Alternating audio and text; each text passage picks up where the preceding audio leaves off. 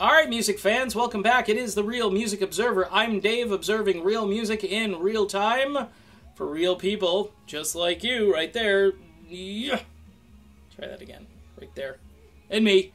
Robert Plant and Led Zeppelin. It's time, guys, 2018, it's time. It is time for a Led Zeppelin reunion tour. No, I'm not joking. I know all the Zepp heads are going to come over here and they're going to be like, dude, it's not going to happen. You haven't been following this. You don't understand. Everybody, Robert Plant doesn't want to do it. Jimmy Page doesn't want to do it. You know what?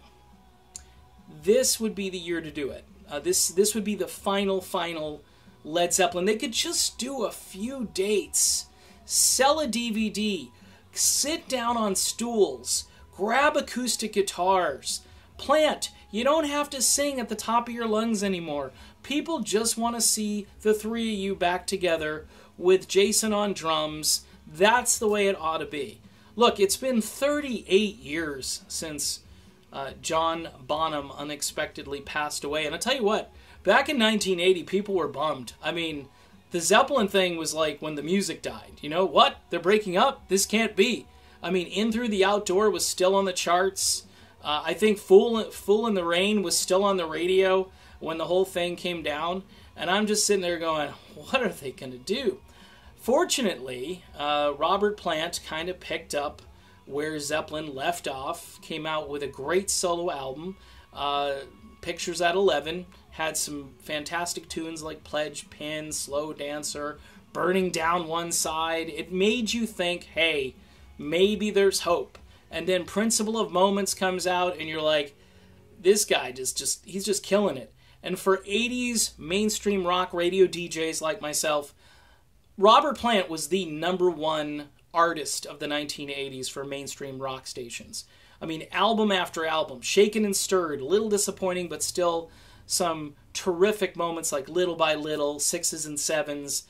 And then you had Now and Zen, which was just, you know, took Plant to the stratosphere, digitally recorded album. That's one you can listen to from start to finish. Heaven Knows was the first single, and that's definitely not the best tune on the album. It just gets better and better. And then, you know, right up until the early 90s, Plant was soaring. He was doing great things. And then he became bored, okay? And this is what happens with a lot of artists. They become bored, and they want to experiment. They want to do a folk album. Then they want to do a bluegrass album. They want to do maybe a jazzy kind of sounding thing.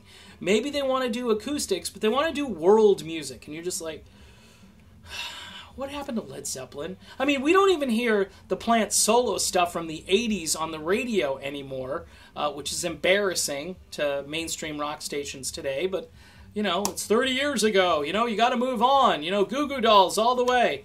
It's just like, yeah, okay, fine. Look, Robert Plant is an institution, but so is Jimmy Page. So is John Paul Jones, by the way. The most forgotten musician in all of rock history is John Paul Jones. You heard it here first. And then, of course, throw in Jason Bonham on drums. Jason is very close to his dad. His dad hit drums harder than any human being in history, according to Keith Moon, who I believe was the best rock drummer who's ever lived.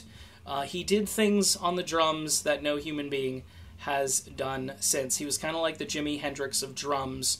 You're just not going to hear that kind of drumming. He played rhythm drums, lead drums. He had his own, he was doing fills where there weren't places to do, I mean, I'm just telling you, Keith was my favorite of all time. And, you know, so he thought, and Keith said that John Bonham hit drums harder than anyone else. So you can argue that John was the best, Keith was the best. I don't know who else you like. Steve Smith? Kidding. No, I like Steve Smith, but not as much as I like those other guys. So, breathe, Dave. So here's the deal. This is the year, 2018, to get these guys together. Again, unplugged and seated, you know, like Rod Stewart did back in the early... I think they did this before. Didn't Zeppelin do this before where they did kind of unplugged acoustic? Or just strap on the electric guitar, Jimmy, and let's rock out. And Robert doesn't have to sing or yell or howl. He just has to kind of hold the notes here and there and just get everybody out there and do a real tour. Do like, I don't know, 10 dates or something. Make it like you know, the classic East, classic West. You know, you have Zeppelin as your headliner. They can do a short set. You have a bunch of great bands building up to Zeppelin. Maybe some 70s rockers that are still around. I know there's not too many of them, but I'm sure you could assemble a bill of something. Irv Azoff, you know, get everybody who's, you know, classic rock on that bill, and then promote the crap out of it. So anyway, that's my opinion. It's just an opinion. I think it's time for a final farewell Led Zeppelin tour. You know, that whole album that Plant just finished there, Carry Fire, it's okay. It's alright. But it's certainly far removed from the stuff that really fires people up who love Plant, Page, Jones, and Bonham. I'm Dave. This is the Real Music Observer. I'll be back observing more real music in real time for real people just like you and me. We'll talk to you then, everybody.